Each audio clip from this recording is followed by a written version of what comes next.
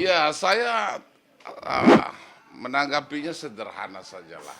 Saya tidak memihak siapa atau siapa itu, tapi ini sebenarnya adalah cermin daripada tercederainya ya perilaku aparat penegak hukum kita.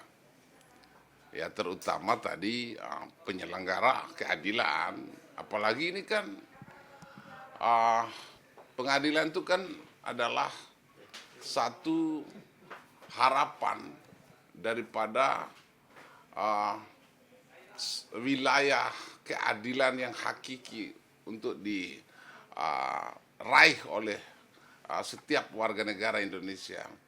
Tapi semua kan sebab itu mesti ada, ya sebab akibat itu mesti ada. Tidaklah mungkin para lawyer ini juga tak punya yang namanya kode etik. Mereka juga punya yang namanya moralitas. Terus kemudian punya juga sekolah tentang bagaimana menggerakkan dirinya dalam ruang hukum itu sendiri. Apalagi ini kan dalam rangka proses penegakan hukum di ruang peradilan ini. Tapi secara manusia kita harus berpikir tidak boleh sempit. Kita harus melihat bahwa ada kalimat sebab akibat tadi, di mana adapun satu gerakan yang dilakukan oleh Rasman dan kawan-kawan itu berarti ada sebabnya, ya. Berarti dilihatnya mungkin ada ketidakprofesionalismenya daripada penyelenggara di dalam ruang peradilan itu sendiri. Nah, ini untuk teman-teman kita, ya saudara-saudara kita yang tadi mengatasnamakan dirinya sebagai ahli hukum, contoh para hakim harus profesional dalam rangka pembuktian di ruang peradilan itu sendiri. Tidak boleh pilih kasih, tidak boleh pilih karena ada kepentingan. Jadi harus betul-betul diberikan pelayanan keadilan itu pada sisi yang seimbang. Ya, ya bisa saja ya terlihat ada kecenderungan membela satu sisi, satu orang atau satu pihak.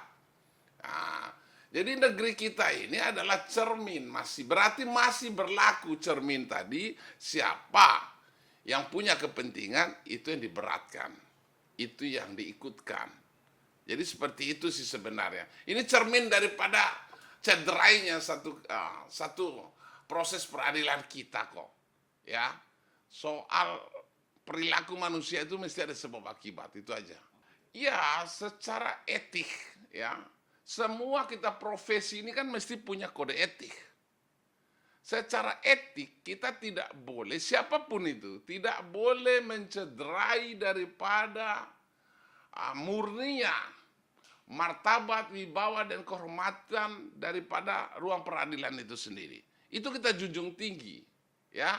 Karena kita yang berprofesi ini semua, apakah itu hakim, jaksa, maupun lawyer, di ruang peradilan itu adalah manusia yang terhormat. Dan bahkan kalau kita katakan di para majelis hakim itu yang mulia. Tapi kemuliaan itu harus ditunjukkan pada publik dalam proses penegakan itu. Ya. Kalau kalimat kemuliaan itu kita cederai sendiri, tidak profesionalismenya kita, atau hancurnya marwah kita sendiri sebagai penegak hukum, ya tadi, ya ikut berat pada sisi yang berkepentingan, kan bukan rahasia umum, ya. Kalau proses peradilan kita ini masih bisa dibayar tuh, masih bisa disogok, ya, masih bisa diberikan satu kepentingan oleh pihak yang punya kepentingan itu sendiri. Ini kan kita lihat satu cerminan bahwa dalam proses peradilan kita masih diganggu oleh kejahatan-kejahatan yang punya kepentingan di dalamnya. Ya, mana kemurnian, mana netralitasnya? Kan enggak. Nah, makanya satu sisi mungkin pihak Rasman dan kawan-kawan melihat bahwa tidak ada netralnya daripada pihak penyelenggara dalam peradilan itu sendiri. Ya wajar, itu manusiawi. Walaupun saya bilang tadi, tidak diperbolehkan orang yang tadi punya menempel satu kemuliaan, menempel satu, katakanlah orang yang terhormat tadi, yang menjalankan profesi dalam ruang hukum untuk menuju keadilan itu, bila dia sendiri tidak menunjukkan perilaku yang mulia. Kan ini kan mesti, makanya ini kan PR-nya pemerintah sebenarnya. Bagaimana ini dia menyelesaikan ya satu proses seperti ini. Banyak kok kasus orang yang menghina pengadilan di negeri ini. Seperti kasusnya Alek Papariko gitu. Banyak. Nah, pertanyaannya kenapa orang, masyarakat atau sekelompok orang ya mampu melakukan satu penghinaan terhadap pengadilan yang mulia tadi? Ya karena tidak diberikan ruang, ya contoh, tidak diberikan satu praktek yang bersifat tadi adalah keadilan itu sendiri. Mereka pilih kasih, mereka berpihak, ya karena ada kepentingan dan lain-lain. Ya nggak usah terlalu kita menghaluskan kalimat kita itu untuk mengatakan bahwa oh negeri ini peradilannya bersih. Nggak ada juga. Ya, dari A sampai Z kok. Rakyat tahu kok semua. Nggak usah tanya orang hukum yang bergelut di situ. Tanya rakyat biasa yang nggak mengerti hukum, mereka tahu kok. Kalau nggak ada uang, nggak adil. Kan begitu tuh kalimatnya itu.